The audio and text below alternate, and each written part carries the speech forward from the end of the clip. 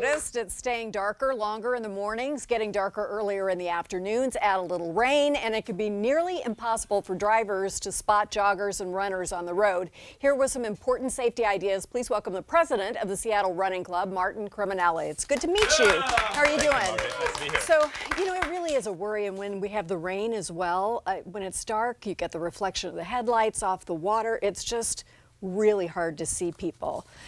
So there are some rules, right, or some guidelines that can make everybody safer. Yeah, there sure are. One of the most important things you can remember as a runner out at night or when it's dark or when it's raining is that you should always assume cars can't see you at all. Assume you're invisible.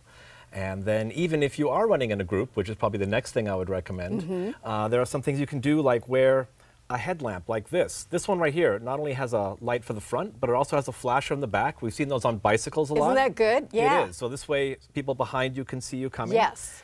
And then all those little reflective accents and piping on your clothes and the back of your shoes, they don't really show up when you're out there at night or in inclement weather. And so I strongly recommend that everyone wear a reflective vest or a sash or something like this. Right. These big wide stripes of reflective material here will show up. And this, again, has got material in the front and the back. So it really highlights you when you're out there on the road and a car's headlights swing across you. And the more the better with this kind of stuff, no matter how goofy it looks. So many running clothes or the things that tech gear is, they're black. Yeah. I've never understood this.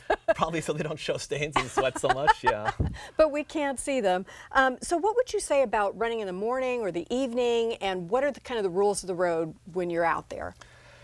Some people have probably seen people running on the left side of the road. My personal preference is to run on trails or run on the sidewalks and stay off the road entirely. But the idea behind running on the left side of the road is that oncoming traffic would see you and you would be able to see them, more importantly, and avoid them if they don't see you. I think another thing that you can do, like I said, go out with a group. And there are so many groups on social networks. Facebook groups, running clubs have groups. There'll be weekly runs in the morning and the evening. And anytime you can be out there with more than 2 or 3 or 4 people, again, the chances of being seen are that much higher. Well, and it's just safer in general, right? When you're running all by yourself, you're running all by yourself. You're probably listening to music and not paying that much attention. But so you're suggesting that if we are running on the roads, and that's what I used to do, but probably on the right side more than the left so you can see people and they can see you. If you're going to run on the road, the actual surface that the cars travel, that's probably the safest thing to do. Okay, very good. Well, let's talk about the benefits of group running beyond just the safety aspects, because it does keep you motivated and keep you out there. Yeah, for me, that's the biggest advantage. When I have a commitment to meet a friend at 6 o'clock after work to go for a run, I'm going to be there. I don't want to let my friend down. Right. But if I just tell myself, oh, I'll go for a run at 6 o'clock, then I could also, go have a beer at 6 o'clock. Yeah, or, and sometimes watch the you ball forget game about or it, right? something instead of that. Yeah. So, but if you don't have a friend who's running or you're just starting out and you connect online, are there people you can run with who are also beginners or who won't leave you in the dust if you're just starting? Yeah, absolutely. The Seattle Running Club has weekly runs. All of our partner stores, the Balanced Athlete in Renton, Fleet Feet Sports on Capitol Hill, look at everybody. and Seven Hills Running Club up by Discovery Park. They all have weekly runs, and the abilities range over a big spectrum. So you'll find people who are doing essentially a couch to 5K program, or someone who's training for the Seattle Marathon, and you'll be able to find some people to hook up with and run at your speed, and you can chat with them while you're going, and that also makes the run a lot more enjoyable. What other things do you offer at the running club to sort of get us into it and keep us motivated and let us get better at running?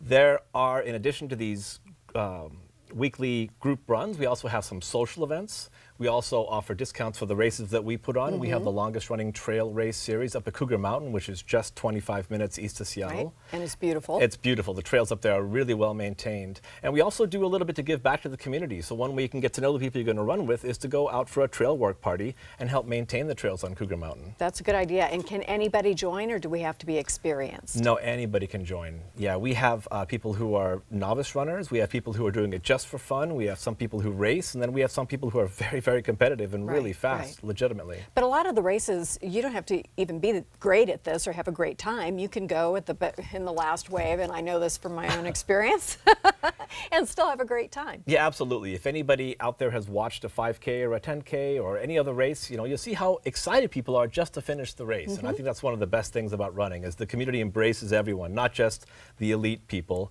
Everybody's out there trying to improve themselves, trying to get something done, trying to accomplish a goal. And for a lot lot of people, just crossing the finish line is a huge, huge deal. And it really is a big deal. It is, and you should be happy if you've done it, and it doesn't matter how long it took. Thank you very much. Those are great suggestions. Please visit our website for more safety tips, as well as a list of the Seattle Running Club's upcoming events, and maybe you'd like to get started. Still ahead, a sampling of Seattle's best diverse beers, including a super twist to an old summertime treat. We're back after this.